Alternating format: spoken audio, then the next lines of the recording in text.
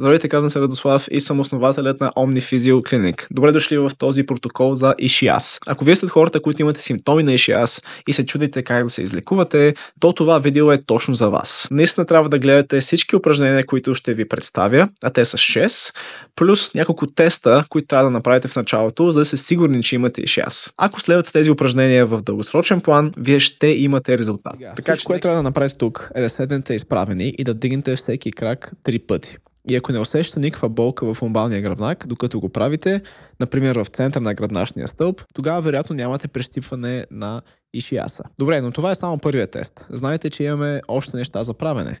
Може да усетите разтягане в задната част на бедрата и малко болка в седалищните мускули отстрани на седалището. Но, докато не усещате остра стрелкаща болка в центъра на гръбначния стълб, тогава вероятно не притискаме корените на спиналния нерв. Вторият тест ще включва и позицията на главата, защото когато главата се наклони надолу, поставяме разтягане върху седалищния нерв. А когато вдигате крака, това го разтяга още повече, но от противоположната страна. И отново, търсите абсолютно същите симптоми. Знаете, че болката, особено острата стрелкаща болка в центъра на гръбначния стълб, е това, което проверяваме тук. И ако нямате такава, тогава сте една стъпка по-близо до изключването на диагнозата ишиас. Но преди да стигнем до този извод, трябва да направим последния тест, който включва и изгърване на гръбнака. Главата се навежда надолу, а кракът се повдига. Това вече е пълно разтягане, което прилагате върху седалищния нерв. Просто вдигането на крака по този начин ще издърпа нерва.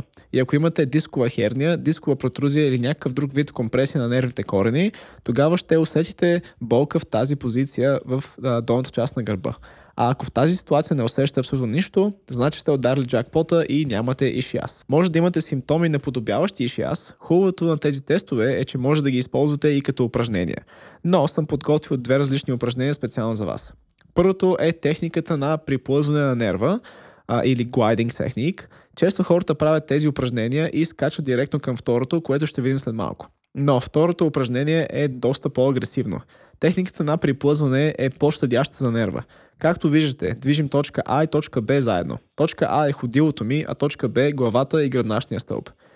Както виждате, те се движат в една и съща посока нагоре. Не разтягаме нерва, а по-скоро го мобилизираме. Защото нервите не са като мускулите. Не искате да ги разтягате по същия начин. В повечето случаи трябва да ги мобилизирате. Втората техника е техниката на флосинга или nerve flossing, която е най-агресивният начин за мобилизиране на нерв. Тя прилага леко разтягане, но без да го задържате продължително. Запомнете, че това не е мускул, а нерв. Не искате да го разтягате за дълги периоди от време. Тук се навеждате напред, докато вдигате крака. Ако всъщност имате ишиас, тогава в повечето случаи определено ще го усетите точно както при теста.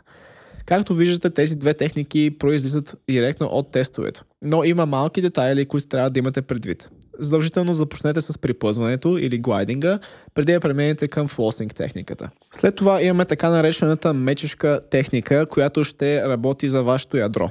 Тук важното е да застанете в 90 градусова позиция между ръцете, таза и гръбначния стълб и коленете. Както виждате, това е почти квадрат. Тук важното е дишането. Това, което правим е вдишваме през носа и издишваме през устата. Когато издишваме през устата, стискате корема навътре към гръбнака колкото може повече. Следващото упражнение ще таргетира вашите глутеуси или седалищният мускул. Те са важни, понеже повечето хора забравят за тях и за повечето хора, които седят седнали в деня си, те стават слаби и спират да функционират. Самото упражнение активира и хамстринга, който се намира под глутеуса. Също така ще предпази нервът, който минава между хамстрингите и отива надолу по кръка от някаква компресия, която потенциално може да стане тук. Следващото упражнение е така нареченият Копенхаген планк и той таргетира вашите адуктори. Много хора забравят за адукторите, може би доста повече, отколкото забравят за глутеусите. Така че това упражнение е наистина много важно. Тук това, което правите е да задържите тази позиция за 30 секунди. Ако погледнете предният крак, този, който е сгънат отпред, петата ми натиска също така към кутията, върху която съм застанал. И по този начин аз създавам също така и активация в хамстринга. Предпоследното упражнение ще таргетира вашият кръст или мускулите на кръста, или по-точно еректорите. Това упражнение е доста популярно, но хората в повечето случаи не го изпълняват както трябва. Това, което искам да направите е в момента, в който дигате главата си от земята, трябва да задържите тази позиция за поне 10 или 15, даже 20 секунди в някои ситуации. Тази изометрична активация е много важна за тези мускули, понеже в повечето случаи хората не могат да издържат толкова време. След това негативната фаза на упражнението е когато слизате надолу към земята, когато главата е така слиза надолу.